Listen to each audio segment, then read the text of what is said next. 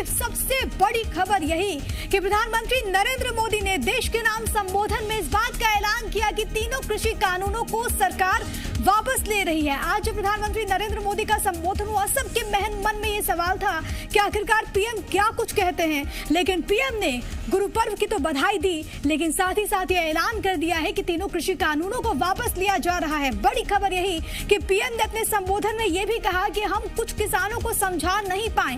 PM Modi की आंदोलन कर रहे किसानों से अपील कि आंदोलन खत्म करके अपने खेतों में वापस अन्नदाता लौट जाएं। इसके साथ ही प्रधानमंत्री नरेंद्र मोदी ने देशवासियों से क्षमा भी मांगी है। तो आज पीएम मोदी का संबोधन लगभग 18 से 19 मिनट का संबोधन, और इसके जरिए तमाम बड़ी बातें जिसका जिक्र पीएम ने किया, और उन्होंने ये भी कहा कि मैंने बहुत नजदीक से तमाम चीजों को देखा है, मैंने किसानों के दर्द को समझा है, उनकी पीड़ा को समझा है, और इसी वजह से ये तीनों कृषि कानून हम लेकर आए ताकि जो छोटे किसान हैं वो फायदा हो।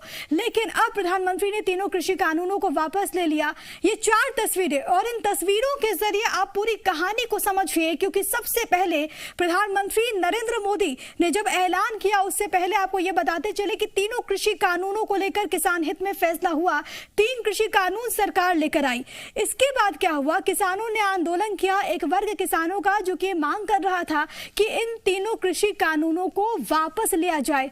देश की राजधानी दिल्ली अलग अलग बॉर्डर्स पर हमने देखा कि किसानों की संख्या किस तरीके से बढ़ रही थी। वहां पर विरोध जाहिर करते हुए किसानों का एक वर्ग, और कुछ राज्यों में विरोध इसको लेकर काफी ज्यादा देखने को मिला, क्योंकि किसान ये कह रहे थे कि इससे एमएसपी समाप्त हो जाएगी, मंडियां बंद हो जाएंगी। जो वहां पर विरोध कर रहे थे उनका ये कहना था। हालांकि 10 से 11 राउंड की बातचीत हुई, बेनतीजा रही। अब प्रधानमंत्री नरेंद्र मोदी खुद सामने आते हैं, और आज गुरु पर्व के मौके पर उन्होंने ये कहा कि 3 कृषि कानूनों को हम वापस ले रहे हैं। साथ ही साथ प्रधानमंत्री ने उन तमाम किसानों से यह अपील की जो कि अलग अलग बॉर्डर्स पर डटे हुए हैं कि आप अपने घरों को वापस लौट जाइए, अपने खेतों को वापस लौट जाइए, और आज प्रकाश पर्व गुरु नानक देव जी की जयंती अपने घरों में मनाइए।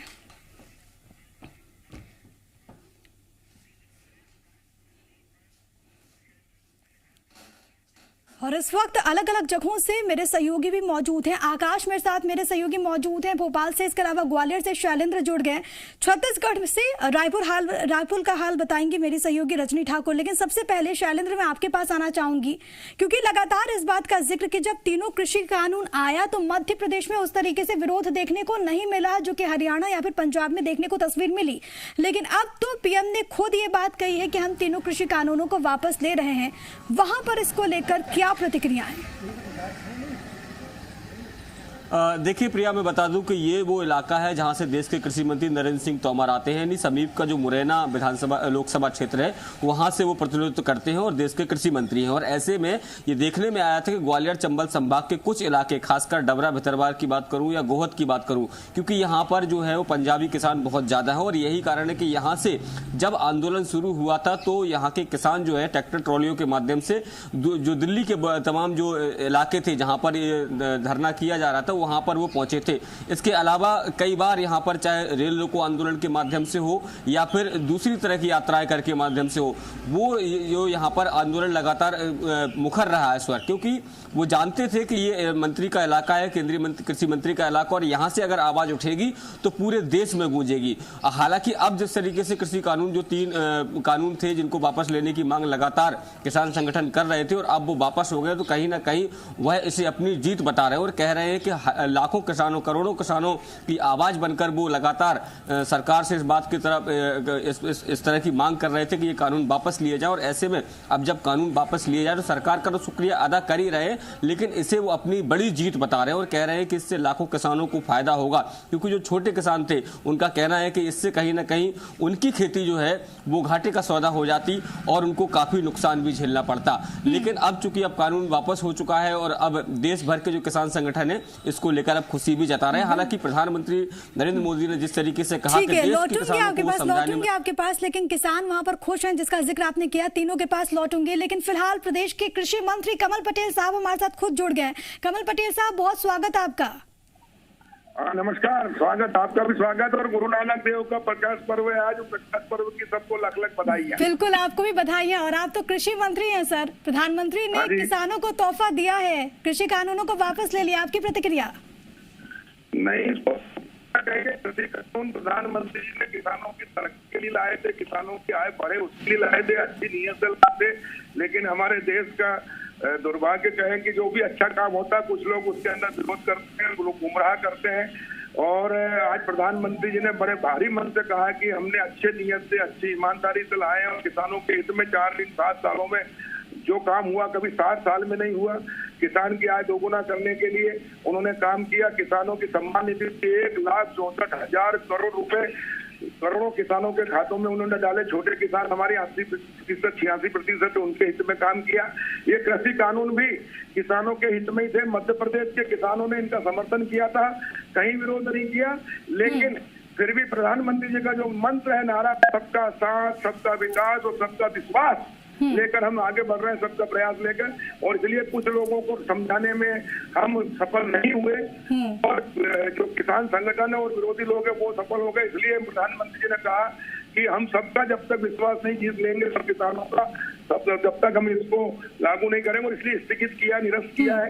और इसलिए मैं प्रधानमंत्री जी का, उनका बड़ा दिल है, वो सबको लेकर चलना चाहते हैं। और इसलिए जो ये वापस लिए जिसमें कि किसानों को किसी को भी असंतोष ना रहे। पटेल साहब, एक वर्ग इसका विरोध कर रहा था, विपक्ष भी इसको लेकर आवाज उठा रहा था, मध्य प्रदेश में सियासत भी बहुत गर्माई। अब प्रधानमंत्री ने कहा है तो विपक्ष जाहिर है कि अपनी जीत बताएगा, लेकिन आप इसे किसकी जीत मानते हैं? देखिए, ये किसी की जीत नहीं है।